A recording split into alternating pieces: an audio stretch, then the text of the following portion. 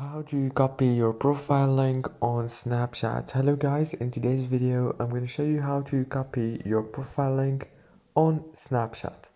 So first thing, go to Snapchat. This is the home page as you can see.